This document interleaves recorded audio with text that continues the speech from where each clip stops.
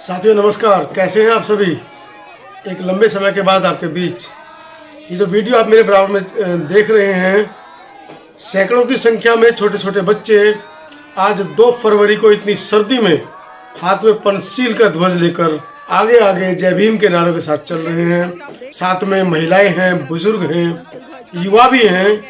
ये वीडियो है बुलंदशहर के सुनहरा गांव से, उत्तर प्रदेश के बुलंदशहर जिले के एक गांव सुनहरा से, जहां पर दंपत्ति संघ के माध्यम से बुद्ध में भारत की जो परिकल्पना है उसको लेकर भारत के अंदर लोग गांव-गांव जा रहे हैं।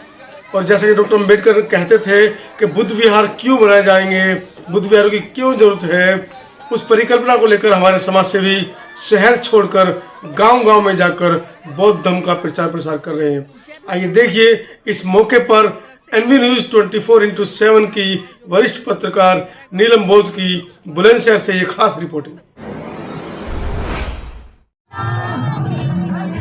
नमस्कार, आप देख रहे हैं बहुजन मीडिया। साथियों, आज हम उत्तर प्रदेश के बुलंदशहर सुनहरा गांव में, आज सुनहरा गांव में धम्मपद संघ की तरफ से एक भव्य विशाल कार्यक्रम का आयोजन किया गया है। तो आज आप देख सकते हैं यहाँ पर छोटे छोटे बच्चे भी हैं और धम्मपद संघ की टीम है और भी बहुत सारे लोग हैं यहाँ पर जिनके हाथों में पंचशील के ध्वज है और लगातार नारे लग रहे हैं कि बुद्धं शरणं गच्छामि, धम्मं शरणं गच्छामि।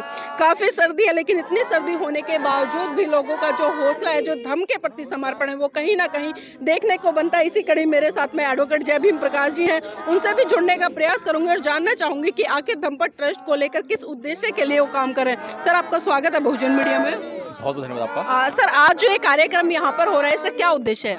देखिए, यहाँ पर उद्देश्य ये है कि अभी इस गांव में हम लोग पीछे घूमकर आए तो गांव में बिल्कुल जागृति नहीं है। ये बुद्ध विहार इतना शानदार बुद्ध विहार बनाया हुआ है, लेकिन इस बुद्ध विहार में जो कि बाबा साहेब की एक परिकल्पना थी कि भाई हर संडे जो है बौद्ध लोग जाएंगे और बुद्ध विहार में अपना जो है प्रोग्राम करेंगे, वंदना करेंगे, लेकिन यहाँ पर कुछ भी गतिविधि ऐसी नहीं होती है।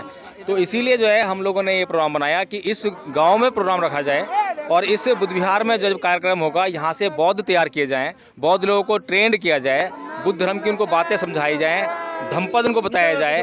अगर यहाँ से 5-10 लोग भी तैयार हो जाएंगे तो वो आगे जो है लोगों को बताने का काम करेंगे और इस बुद्ध विहार में निरंतर बौद्ध धर्म के प्रोग्राम होते रहने चाहिए।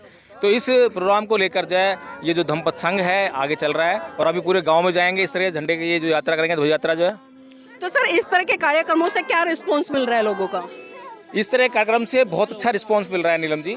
अभी आप देखेंगे कि हमने 16 आचार्य तैयार रखे और हमारे आचार्य आए हुए हैं। आप इनसे अभी इंटरव्यू करेंगे, इनसे जो है इनसे पूछेंगे तो इनको जो है जो हमारा प्रथम वर्ष का जो कोर्स है वो पूरा इनको याद है और अब जो है और लोगों को ये आचार्य बना रहे हैं और लोगों को याद करा रहे हैं। इसी तरह से अगर इस गांव में हमें कुछ लोग मिल जाएंगे तो उन्हें भी हम जो इस तरह का प्रथम वर्ष का धम्म आचार्य बना देंगे और फिर वो इसी गांव में जो है एक एक करके धीरे धीरे जो है वो बढ़ाते जाएंगे सेवा को और इस तरह देखेंगे पूरा गांव एक बौद्ध में हो जाएगा। सर, एक तरफ हम देख रहे हैं कि राम मंदिर में प्राण प्रतिष्ठा हो चुकी है, दूसरी तरफ आप लोग भी कहीं ना कहीं बौद्ध धर्म का प्रचार प्रसार करो, तो किस तरह से देखते हो कि दोनों संस्कृतियों में लड़ाई कहाँ तक आखिर?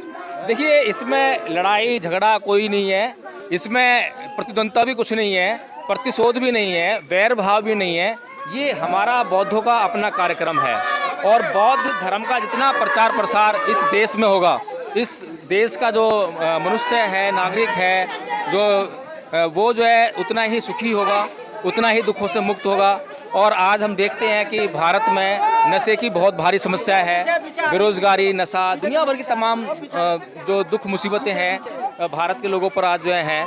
तो आज हम जो है लोगों को ये समझाने का काम कर रहे हैं कि भगवान बुद्ध ने जो है अपने जीवन में दुखों को खोजने का मंत्र दिया था, लेकिन आज मनुष्य जो है वही काम कर रहा है, उल्टा काम, कि सुख को खोजता है और जैसे सुख मिलता है उसे खोज कर उसका आनंद मनाता है और उसके बाद जब सुख खत्म आता है फिर वही दुख में रहता है। तो हम चाहते हैं कि लोग जो है अपने जीवन में दुखों को खोजें और दुखों को दूर करें और दुखों को दूर कर लेंगे तो उनके जीवन में सुख आएगा। लेकिन सर, हम जिस तरह से बेसिक तौर पर देख रहे हैं जो बौद्ध धर्म के कार्यक्रम हो रहे हैं, कार्यक्रम तो लगातार बहुत बड़े स्तर पर हो रहे हैं, लेकिन जो बदलाव है या एक क्रांति है, जो एक सांस्कृतिक परिवर्तन है, वो नहीं हो रहा है। उसके पीछे कहाँ कमियां रह जाती हैं? देखिए मैडम, बात ठीक है, प्रोग्राम बहुत हो रहे हैं, लेकिन ट्रेनिंग नहीं हो रही है।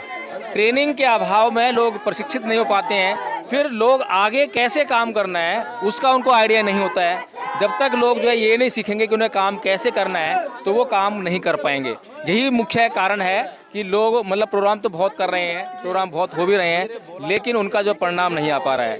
तो धम्मपद संघ ने जो है आचार्य बनाने का प्रोग्राम शुरू किया है 16 आचार्य हमने तैयार किए, वो 16 आचार्य मिलकर जो है और आगे आचार्य तैयार कर रहे हैं। इसी तरह से हर एक बौद्ध को जो है धम्माचार्य का जो प्रथम वर्ष का कोर्स जो है वो पक्का करवाना है, जरूर करवाना है। ये धम्मपद संघ ने जो निर्णय लिया है, ये संकल्प लिया है, जो भी बौद्ध जो है हमें ये कह देगा कि हाँ हमें मंजूर है ये कोर्स जो है हम करेंगे, तो बाकी जिम्मेदारी जो है धम्मपद संघ की है, फिर कोई टेंशन जरूरत नहीं है। मतलब क्या लगता है सर, जो सांस्कृतिक परिवर्तन है उसके बिना क्या धम्म को स्थापित किया जा सकता है सही रूप से? देखिए, सांस्कृतिक परिवर्तन करके ही धम्म स्थापित होगा। धम्म अपने आप में कोई ग्रुप नहीं है, कोई वर्ग नहीं है, कोई जाति समूह नहीं है। धम्म जो है लोगों के चित्तों में परिवर्तन करने का एक प्रभावकारी जो है कारक है। अगर लोग अपने चित्तों में परिवर्तन नहीं करेंगे तो उनका जो है धम्म के लिए कोई फायदा नहीं है, धम्म का कोई फायदा नहीं उनके जीवन में जो है। अगर धम्म का कुछ फायदा उठाना है तो उन्हें अपने चित्तों में परिवर्तन करना पड़ेगा, काम क्रोध मोह लोभ विकारों से मुक्त होना पड़ेगा, जब ही फायदा है। इसी कड़ी में मेरे साथ में और भी लोग हैं, उनसे भी जुड़ने का प्रयास करूंगी और जानना चाहूंगी कि आखिर जो धम्मपद संघ है किस तरह से कार्यक्रम कर रहा है। मेरे साथ में दीपक जी हैं, दीपक जी से जुड़ने का प्रयास करूं। दीपक जी, आप जिस तरह से कारवा निकाल रहे हो, आप गांव-गांव जा रहे हो पंचशील के ध्वज लेकर, तो क्या प्रभाव रहेगा ऐसे कार्यक्रमों का लोगों में? जी, लोगों को यही बताना रहेगा कि भारत जो है वो प्राचीन काल से ही सम्राट अशोक के समय से ही बुद्ध की भूमि रही है और हमने इसे दोबारा बौद्धमय करने का संकल्प लिया है। इसी संकल्प की ओर हम आगे बढ़ रहे हैं। जी, तो लोगों में परिवर्तन आ रहा है इस तरह के कार्यक्रमों से? जी, परिवर्तन तो आ रहा है, लेकिन एक तरफ दूसरी विचारधारा भी काम कर रही है। तो आपको पता है कि पैसा पावर कहाँ है, तो जहाँ पैसा पावर है उसी का प्रभाव ज़्यादा रहता है, लेकिन अंत में जीत हमेशा सच्चाई की होती है। तो मतलब लगता है कि आप इतनी पावर होने के बावजूद भी उन लोगों के आप इस धम्म को स्थापित करने में पूर्ण रूप से सफल हो पाएंगे? जी बिल्कुल बिल्कुल, हम तो बिल्कुल कम, एकदम ना के बराबर, बिल्कुल संसाधन नहीं होने के बाद भी कार्य कर रहे हैं और पूरा प्रयास यही है कि धम्म को जो है हम सम्राट अशोक की विरासत को और इस भारत को दोबारा से बुद्ध भूमि बनाएं, जिसका जो कि कभी विश्व गुरु हुआ करती थी। यहाँ लोग विदेशों से शिक्षा ग्रहण करने आते थे, किसी को भी यहाँ से बाहर शिक्षा ग्रहण करने के लिए जाने की जरूरत नहीं पड़ती थी। नालंदा, तक्षशिला, विक्रमशिला जैसे महान विश्वविद्यालय यहाँ हुआ करते थे। बिल्कुल, तो देखिए यहाँ पर जिस तरह से अभी मैंने बात किया, खासकर जो भारत का इतिहास है, भारत का इतिहास कोई छोटा मोटा इतिहास नहीं है बौद्ध धर्म के मामले में, बल्कि बहुत ही गौरवशाली इतिहास है। क्योंकि आज अगर भारत देश में आप किसी भी कोने में खुदाई कर लो तो आपको वहाँ पर बुद्ध के स्तूप दिखाई देंगे, सम्राट अशोक के जो किले वो दिखाई देंगे। मतलब पूरा का पूरा भारत आज बुद्ध संस्कृति से लबालब है। लेकिन विडंबना है कि जिस तरह से आज देश में एक ऐसी संस्कृति बन रही है जो लगातार उस सच्चे गौरवशाली इतिहास को दबाने का काम करे, जिस गौरवशाली इतिहास से कहीं ना कहीं भारत को जो विश्व गुरु का दर्जा था वो मिला था। और एक बार फिर से धम्मपद संघ जो है वो उसने एक संकल्प लिया है कि आने वाले समय में जो भारत बौद्ध में हुआ करता था सम्राट अशोक के शासनकाल में, भगवान बुद्ध के शासनकाल में, फिर से उस मुहिम को आगे लेकर चलेंगे और सफलता की तरफ कहीं ना कहीं इनका प्रयास रहेगा कि उसमें सफलता भी हासिल करें।